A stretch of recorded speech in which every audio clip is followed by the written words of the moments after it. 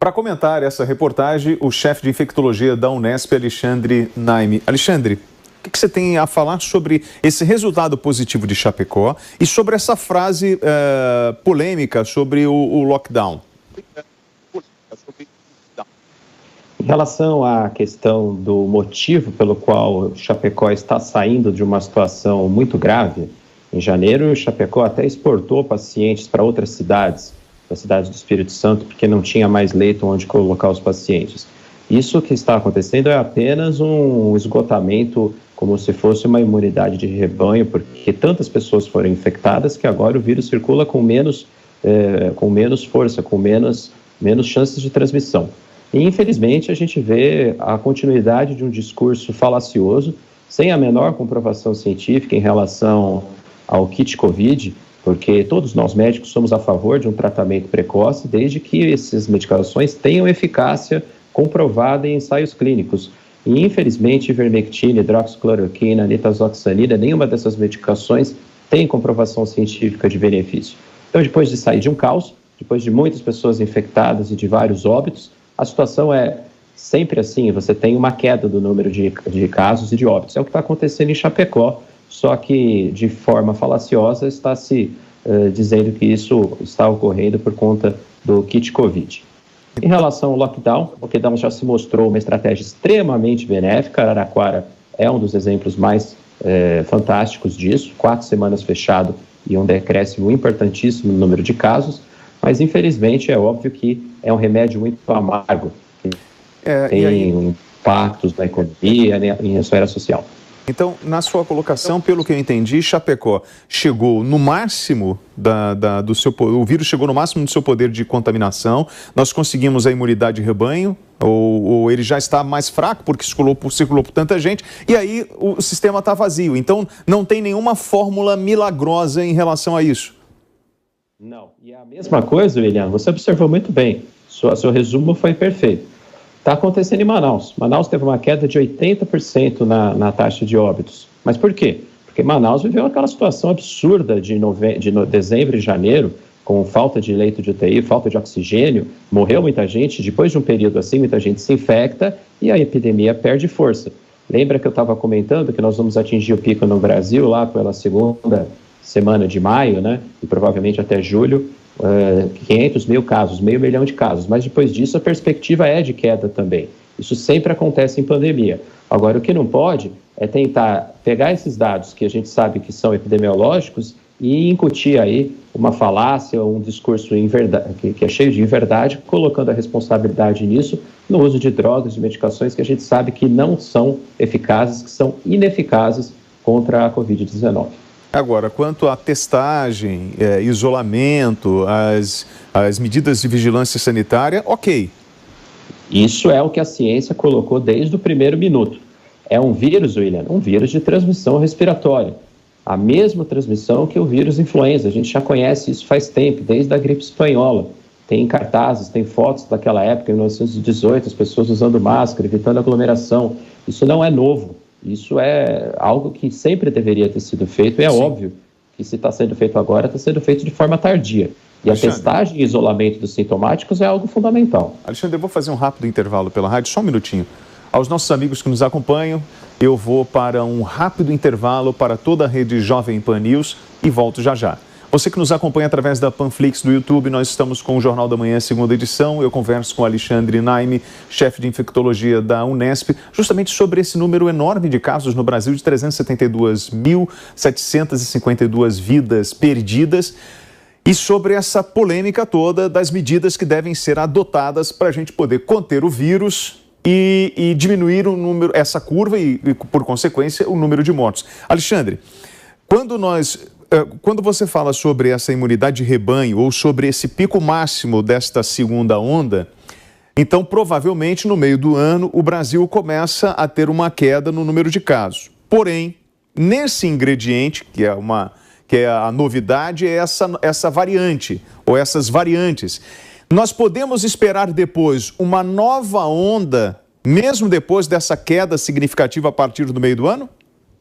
Eu gostaria de ter uma bola de cristal, William, para responder essa sua pergunta.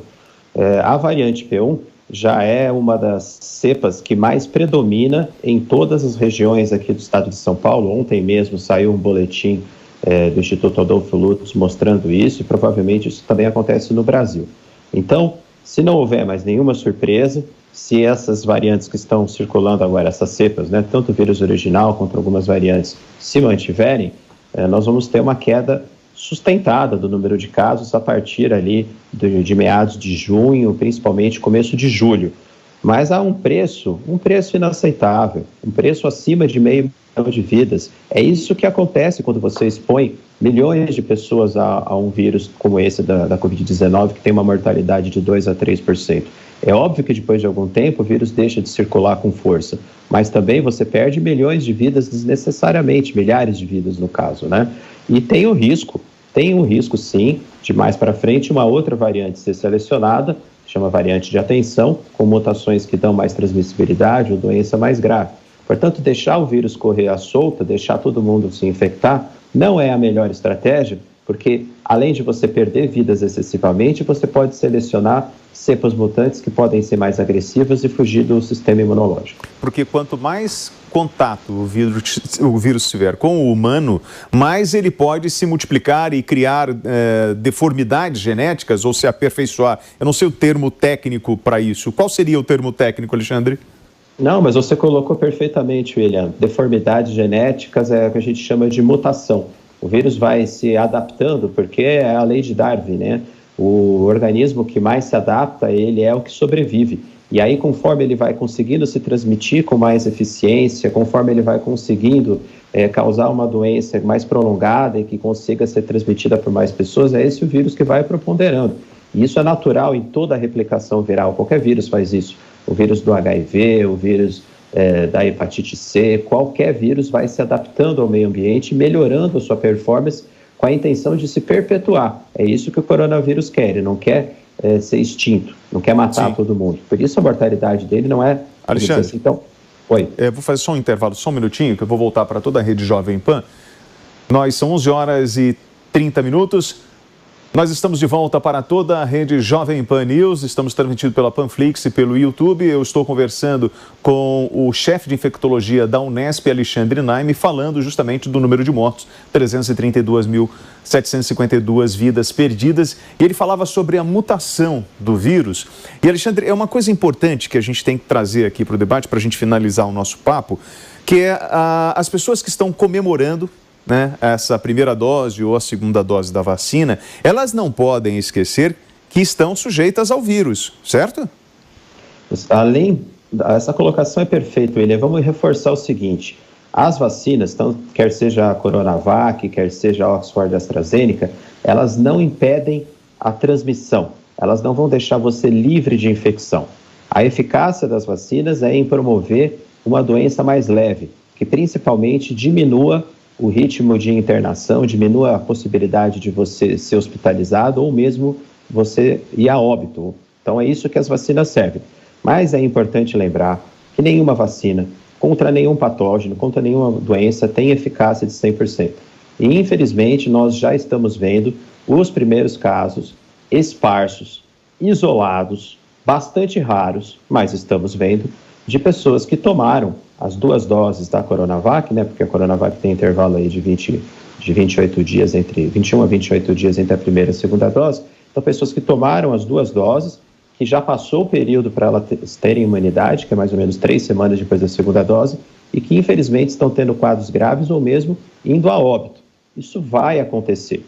É a mesma coisa, vamos fazer um paralelo aqui que fica fácil de entender. Quando o cinto de segurança foi tornado obrigatório, caiu o número de óbitos de forma importante em relação ao acidente de trânsito. Mas óbvio que os óbitos continuam acontecendo.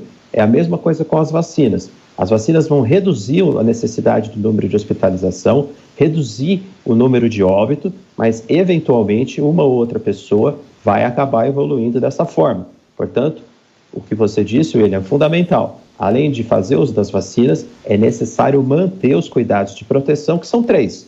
Uso de máscara, distanciamento social evitando aglomeração e higiene frequente das mãos. E, Alexandre, como a gente não tem bola de cristal, é melhor a gente seguir a orientação técnica e nos preservar. Agradeço muito a sua participação. Eu conversei com Alexandre Naime, que é chefe de infectologia da Unesp. Tenha um bom dia.